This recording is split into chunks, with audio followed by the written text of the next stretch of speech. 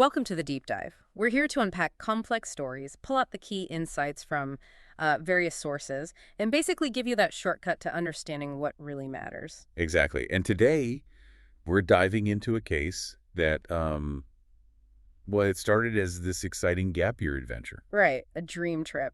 But it turned into an international mystery, and one that was solved with, honestly, astonishing speed. All thanks to an ally you might not expect, but one that's everywhere. Surveillance cameras. Our deep dive today focuses on Grace Millane. Now, Grace was just 21, a recent graduate from the University of Lincoln in the UK, degree in advertising and marketing. Yeah, sources paint this picture of someone who really, had her life together. Described as sweet, kind, really close to her family back in Essex. She loved hockey, mentored younger players. And she even donated her hair before the trip. Cut it off for the Little Princess Trust. Which makes wigs for kids with cancer. It just speaks volumes about her character, doesn't it? It really does. And that adventurous spirit, that was key. October 2018, she starts this big backpacking trip. Kicked off in Peru, went through Patagonia, Bolivia, solo for parts of it. Before finally landing in New Zealand. She got there November 20th, spent about 10 days exploring the North Island Bay of Islands. Sounds amazing. Then checked into the City Life Auckland Hotel December 1st. But then December 2nd, that was Grace's birthday, and everything just went silent. Radio silence. And her family, back in England, they knew immediately something was wrong. Yeah, she was constantly in touch, sending photos, messages. This wasn't like her at all, especially on her birthday. Deeply alarming for them. So our mission here in this deep dive is really to unpack how this incredible amount of security footage, CCTV, let the New Zealand police reconstruct Grace's final hours. And unravel what happened with the speed and detail that's, well, pretty rare in these kinds of investigations. It really highlights how technology is changing criminal justice. The public, everyone was asking, how do they move so quickly? From missing person to, to the charge? And the answer is in the footage. But let's rewind a bit back to that silence. Because that was the first sign. Even though she was 22, an independent traveler, her parents just knew. That silence on her birthday, it was terrifying for them.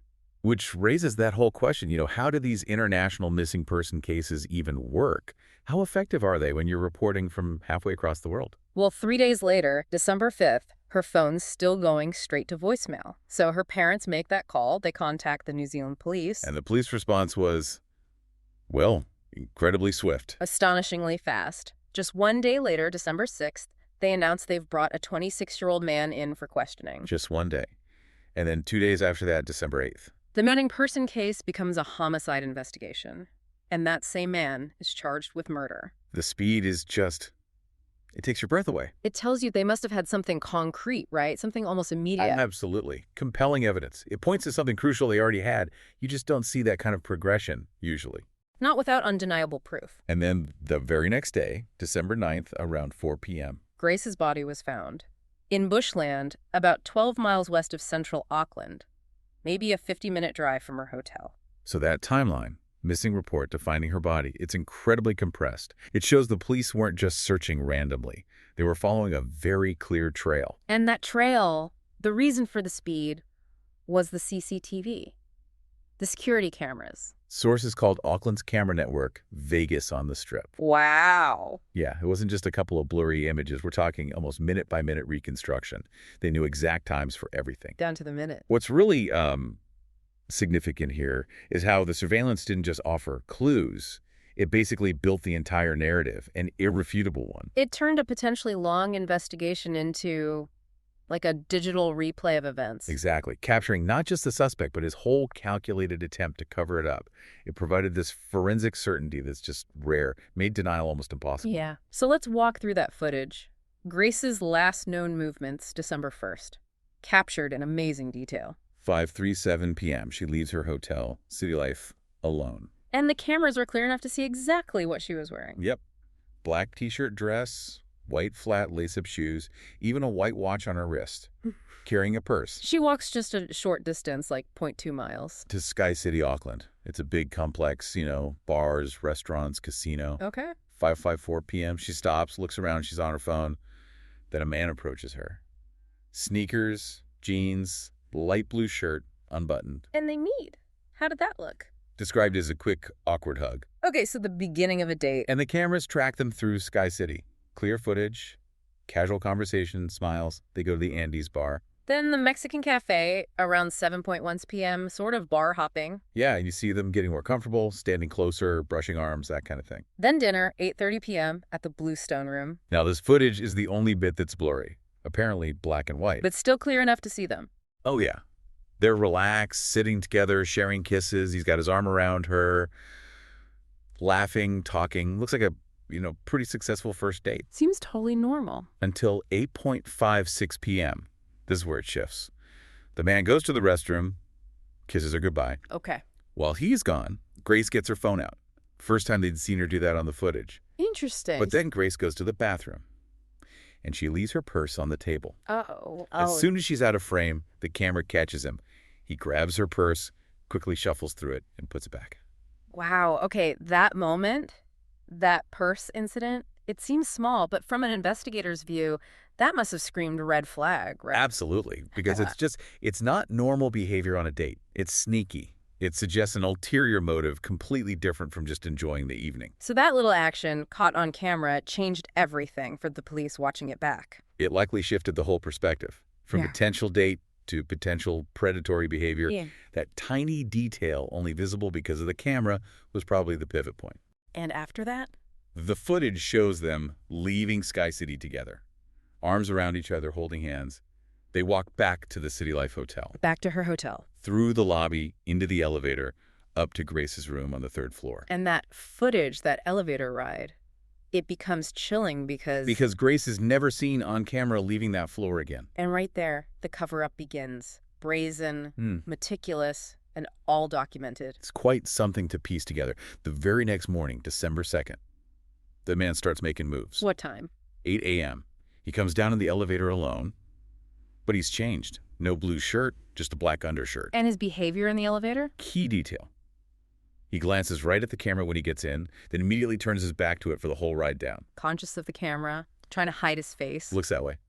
Then, 8:07 a.m., he's tracked walking into the Atrium Mall, goes into the warehouse store. And buys what? A large suitcase. Okay, a large suitcase. Rolls it back to the City Life Hotel. Uses Grace's key, he wasn't a registered guest, and goes back up to the 3rd floor. The audacity is staggering. And he keeps going. 8:32 a.m., he comes down again, this time without the new suitcase. He goes to a Countdown Metro supermarket. Buys cleaning supplies. Takes him back to the hotel room. Again, using her key. But then, the most chilling part, for me at least, later that same day. Yeah. 4:29 p.m. He goes to a different bar, Revelry. Buys a drink. And leaves with another woman he met there. Leaves with another woman on another date. Well, Grace. While her body is likely still in that hotel room, he keeps accessing with her key. It's hard to comprehend that mindset. It suggests a complete lack of remorse, zero empathy, and just this incredible chilling confidence or arrogance. What happens after that second date? He drives his rental car, a red one he'd rented earlier that day. They also Oh, yeah. Tracked him, taking a taxi from the hotel to the rental place. Cameras in the taxi facing him. Then tracked the car. He used Grace's key again after the date, then drove the rental car to rent. a rub doctor, a carpet cleaner. Takes it back to the hotel, 8:24 p.m. Yeah. Takes it up in the elevator to Grace's room, even with other people in the elevator with him. Just acting completely normal. Returns the rug doctor about half an hour later, 8:56 p.m. He's just not worried about being seen at all. Seems that way. Then, 9:30 p.m., he gets a hotel baggage trolley. And he's seen on camera with it. Wheeling it into the elevator from Grace's 3rd floor. And on the trolley. 2 large suitcases. And a sports bag. That's how the police figured out how Grace's body left the hotel without being directly seen. Inside one of those suitcases. He wheels them down, loads them into his rental car. And then goes back up to the room, sleeps there. In the room where she died, after putting her body in a suitcase. It's beyond words. And the cover-up still wasn't finished.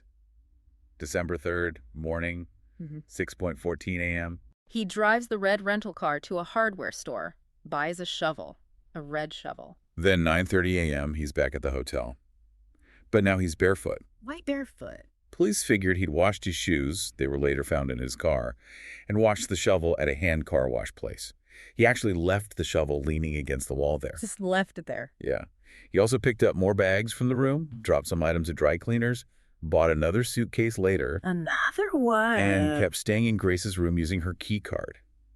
A couple of days later, he was seen dumping things from a bag into public trash bins. The sheer amount of activity, the planning, the brazenness of it all caught on camera. It just completely destroyed any chance he had of denying it. It absolutely sealed his fate.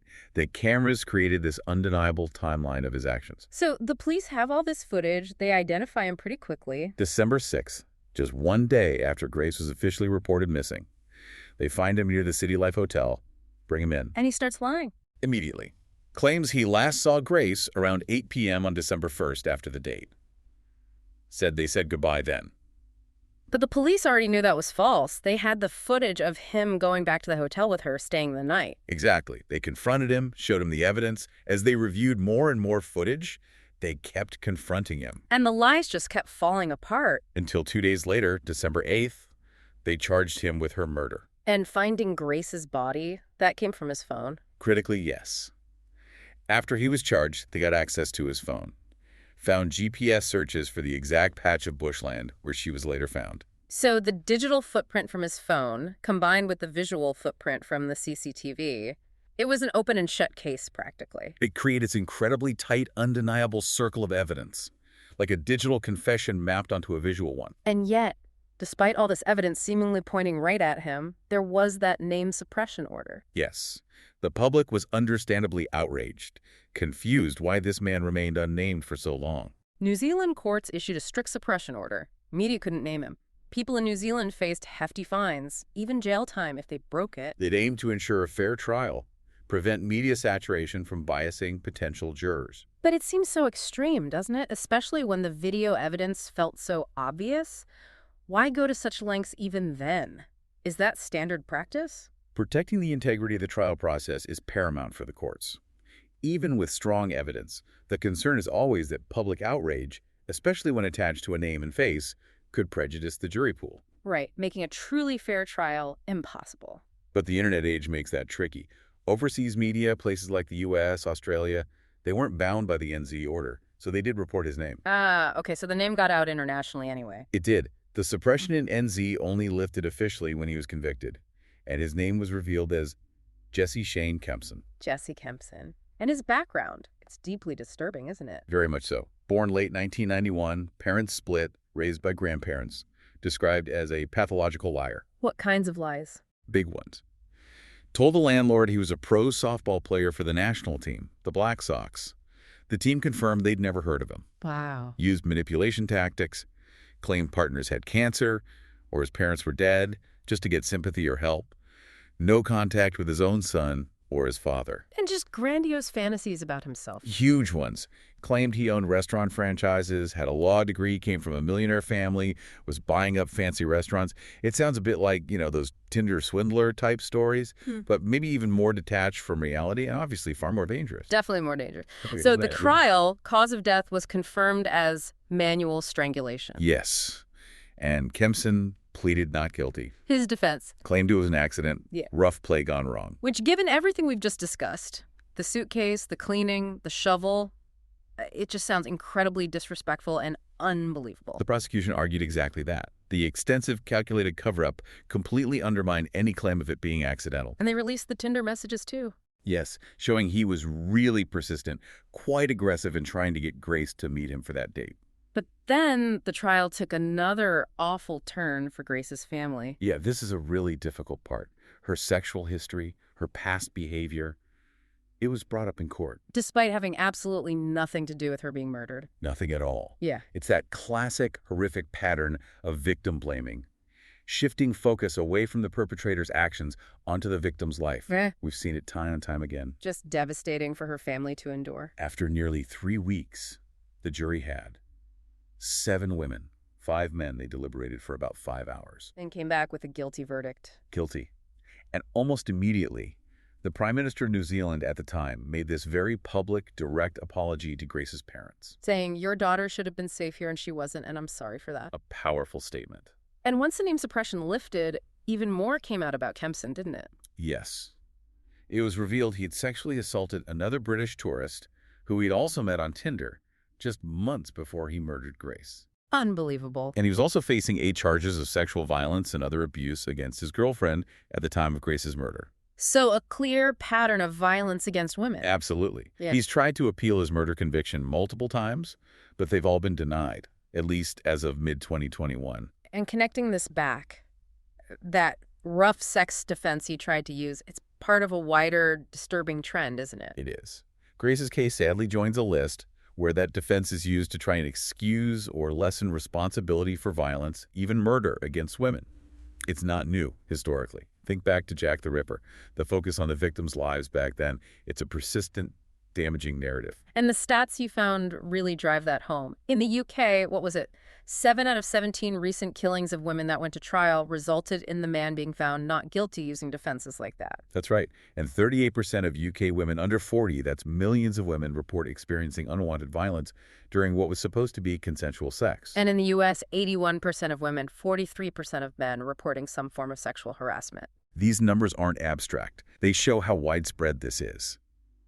Grace's case and that defense strategy, it really forces you to confront this reality. Male violence against women isn't just isolated incidents, it's a systemic issue. One that needs open conversation, not just in courtrooms. Everywhere. So, amidst all this tragedy, how is Grace's legacy being remembered? What came out of this? Well, a positive movement did emerge. Her cousin Hannah and her mother Jillian set up a charity, Love Grace UK. You can find them on Instagram. What do they do? They raise money and awareness about male violence against women, and they collect donations, specifically handbags filled with toiletries, little luxuries for women in abuse shelters, mainly in their home area of Essex. It's a lovely tribute. We really encourage you to check it out if you're able. That's wonderful. And her family, her friends, they've shared memories too. Heartfelt messages. Her half-brothers, Michael and Declan. Friends like Samantha Ramsey describing her infectious smile, calling her the happiest person, the brightest star. Someone with big dreams encouraging others. Exactly. As Samantha put it, Grace was just out there trying to see the world, trying to further her education, trying to live out a dream when she met horror. Such a tragic end to a promising life. Which leads to that really chilling thought from the sources. If it wasn't Grace, it would have been someone else. Yeah. The assessment was that Jesse Kempson was essentially a predator looking for an opportunity. If he hadn't been caught so quickly, thanks to that CCTV. He likely would have continued, would have definitely become a serial predator. It's a stark reminder of the danger individuals like him pose. A crucial point, really, for you, the listener, to consider. So as we wrap up this deep dive, it leaves us with some big questions, doesn't it?